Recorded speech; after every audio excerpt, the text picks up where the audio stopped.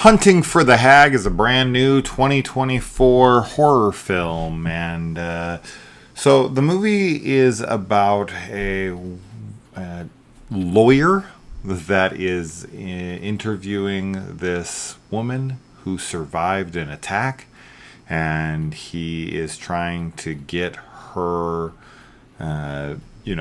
story straight. And so we see her footage that has been found by her. She's compiled it, and we're gonna watch it. So I thought that this was gonna be like a found footage film, and for about half the movie it is, and then just somewhere along, the way, around maybe a little over halfway into the film, it just decides, it's not going to be a found footage film anymore, and we're just done with that. Which is really fucking weird for you to do like the first minute or two as a presentation of what's going to be a found footage film, and then do like 45 minutes of found footage to then completely revert back over to like traditional filmmaking, narrative filmmaking for another like 15 minutes, then back to a little found footage, then back to like traditional filmmaking again. It's all over the place with that, so it's definitely a found footage hybrid. But for any found footage purists who get uppity about if something breaks the rules of found footage, like I got into arguments in the comments over the movie Late Night with the Devil on whether or not it was found footage. It is. But man, they freaked out over that because there's like a couple little things that were like, that doesn't fit with found footage. Holy shit. If you're upset about that one, then me saying that any part of this movie's found footage would probably give them an aneurysm. But yeah, she's recounting her story. Her story is about her and her two friends. They go out, looking for this legendary hag in the area, and they're going to catch it on tape. And they go out looking for her, and things go terribly wrong. At first, so the movie starts, it has Daniel Roebuck in it. And Daniel Roebuck is somebody that I've had the pleasure of hanging out with, and I grew up watching a movie of his called The River's Edge, which I'm a big fan of, and that's what I got to talk to him about and hang out with him at Halloween 45, H45, the 45th anniversary con that they did for Halloween in Pasadena. He was there because he's in the Rob Zombie Halloweens, and I got to chat with him for quite a while, so it was cool to see him here. So I was like, okay, Daniel Roebuck, that's neat and all, but is this movie any good? No, it is not. I really, really, really didn't like this movie at all. But when it started, I was like, when it went into the found footage and we got to know the characters and their interactions with each other, and that it was found footage, or at least it seemed like it was, I was okay with it. I thought it was all fine up until they get to a tree out in the woods. And then something drastically changes, and other characters into the film. And I absolutely loathed pretty much every second from there. I thought that was a terrible addition. I thought the acting dramatically decreased when that happened. And I thought the entire vibe that the film had, accumulated over that time was completely lost.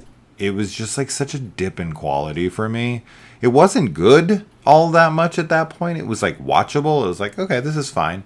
But as soon as that happened, it became like completely unwatchable to me. And I did stick it out because I had already made it like 30, 40 minutes into it. And I was like, oh no, I want to review this one, but now I have to, tough this out. And oh boy, yeah, there's just some characters that are introduced at that point that are so bad in every regard. I hate how they're written. I hate how they, it's trying to be like kind of more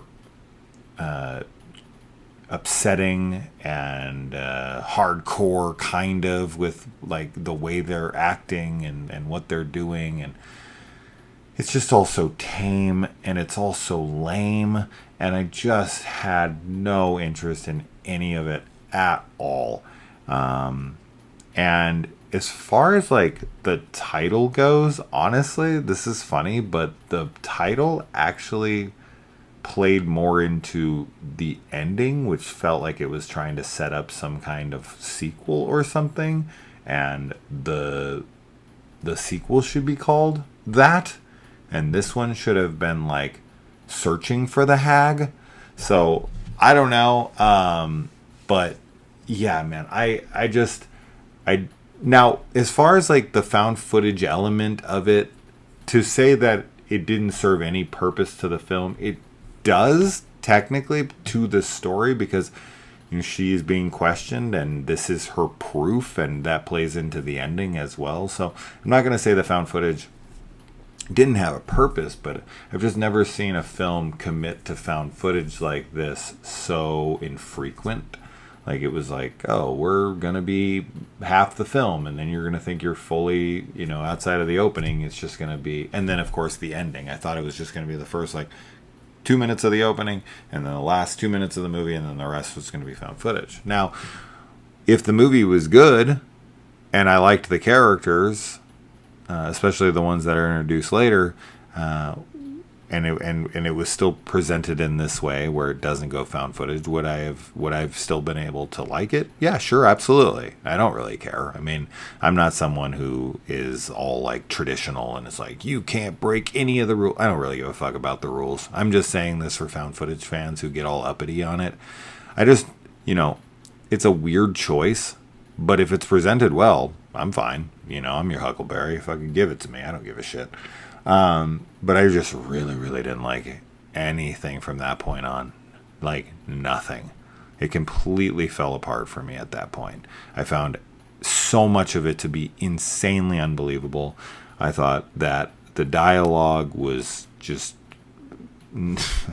very forced and very fake and very try-hard. And then, yeah, I don't know. I'm trying to avoid spoilers. With a movie like this, it's always like, I don't even know why I bother, but you might watch it. Some found footage enthusiasts are like, oh, I want to watch anything that has any kind of found footage in it. Then yeah, I mean, go for it. It's I watched it on Plex, but man, oh boy, yeah, this is a rough one. This is a rough one to get through. This is definitely one of the worst of the year for me. Funny enough, though, shout out to one of the worst of the year. This is my 154th 2024 horror film, and it might be higher, actually, 150, something like that. But I was talking with one of my buddies tonight. I'll save his name just because I don't want any link to this other person so that they can't get upset. But he was telling me that his friend saw Alien Romulus tonight and gave it a 1 out of 10, and we had a good laugh. We were laughing our asses off about that being like, do you know how bad a film has to be a 1? A 1 out of 10? That literally means that nothing was good. Nothing. Zero.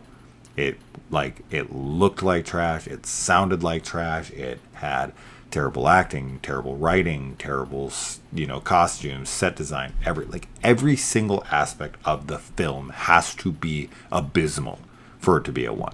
This isn't a 1. I pretty much hated this film, and I wouldn't give it a 1. This would be a 3 for me. That's low. That's really low. A 3.5. A 1's fucking insane. I've only seen a few 1s in my entire life. Right, so a 1 is just an insane thing, but I just wanted to bring that up here because, I always recognize when movies have something, and there's some things to take away from this film that are okay, nowhere near enough, but anyway, all right, guys, I'll see you in the next one. Bye.